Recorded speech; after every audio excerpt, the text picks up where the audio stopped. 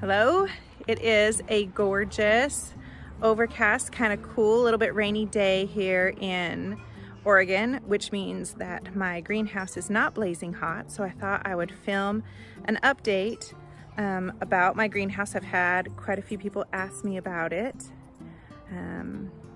And it is a fun, unique shape. And so I thought I'd show you around, give an update. The very first video I ever posted on my YouTube channel was 4 years ago when we finished this, and I will link that below. Let's go ahead and take a look. Okay, and here is a view of from the outside. There's a fence right there.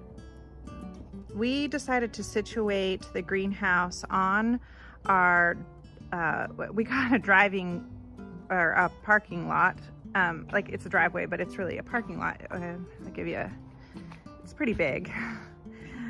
And that's because this was an unused, a place where we couldn't grow anything really. I mean, you can't grow in asphalt, and it heats up to the point where it really is hard to grow anything in it. And so we decided to put the greenhouse there. The asphalt then acts as a thermal bank in the winter and helps keep the greenhouse clean. Alternately in the summer, the greenhouse is really too hot to use, which is why I am filming this on a 70-degree day, because it is still 100 degrees inside the greenhouse. So the greenhouse maybe isn't like all pretty on the outside. Maybe one day that will get to be a priority, but you can see we're storing garden supplies and sheet mulching boxes there. And on the inside, we are storing things in there too. And that's just how how we use this particular asset on our property. So you can see it has 2 sliding doors. And if there were one thing that I would change about this, the design of these doors is not fabulous. They typically work fine. As you can see, they slide close, and then the other one slide closes. They do occasionally pop off their tracks and have to put them back on. It's not that big of a deal. It's 4 years old and it's a pretty minor detail. But if there were one thing I were going to change, that would be it. So looking on the inside as we approach, the features of the greenhouse, it is 8 feet by 14 feet. It's a pretty good sized greenhouse. The walls are made of a double thick polycarbonate with UV protection on the outside. There are 4 window vents. Two of them are open here, but there's one here and one here. And as it heats up in the spring, we definitely need those. There's also, it's currently covered right now, but here we'll walk in here. There's a louver behind the fans, so that, and it's open. It does have a lever. It's right here. So it will close and open. And that, when the door's open, creates a cross breeze to help cool down the greenhouse. We have just a variety of shelving in here. These shelves, the metal ones, they come with the greenhouse. I think they were add-on features. I added them on. I really like them, and I kind of oscillate back and forth between, I wish I could, the greenhouse will fit, so you can see I have 2, one on each side, and they run half the length of the greenhouse, and I sometimes wish that I had another one.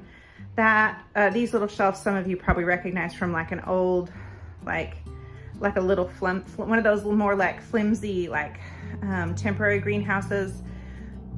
We lost one in a windstorm, but the shelves were okay, and so I put them in here, and I have had those in here for 4 years. Now they're getting brittle and they're pretty rickety. You can see there's the shelves are zip tied to them, but it's time to take them out, so we're acquiring new shelving. These were in here this spring. These are new. This is more what I want. But I do sometimes wish I would have put this all the way through. However, I would still need shelves below them because I definitely fill up multiple layers in the spring with seedlings. And I am pretty sure I have some pictures, and I will try to put them in here.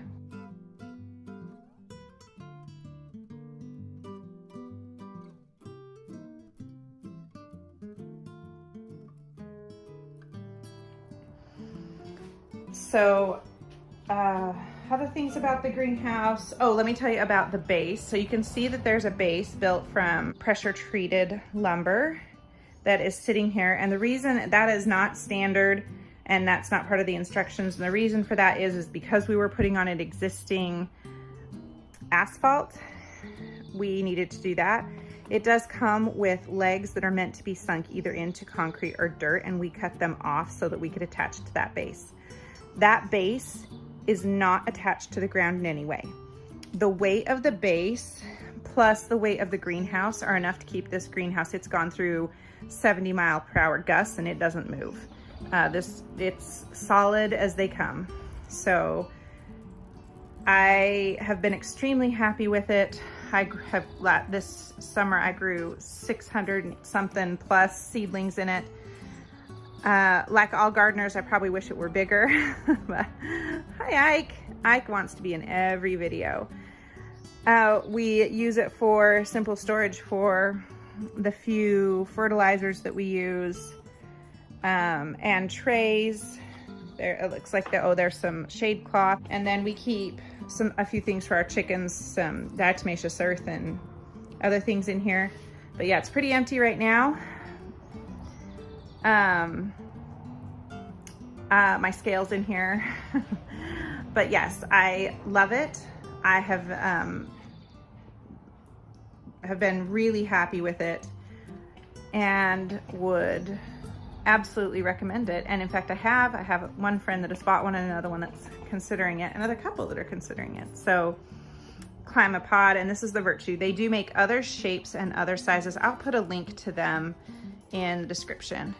If you have any questions, let me know. Oh, I will say, I did, when we first put it in, install thermostatic vents. They didn't work for very long. They quit working pretty quickly, so I would not recommend that. But honestly, I'm out here every day watering, and it isn't that big of a deal for me to come and open up the greenhouse to make sure that the seedlings don't overheat. It's just better for me. So that's the tour of the greenhouse. If you have any questions or want to see anything else, let me know. I'll talk to you next time.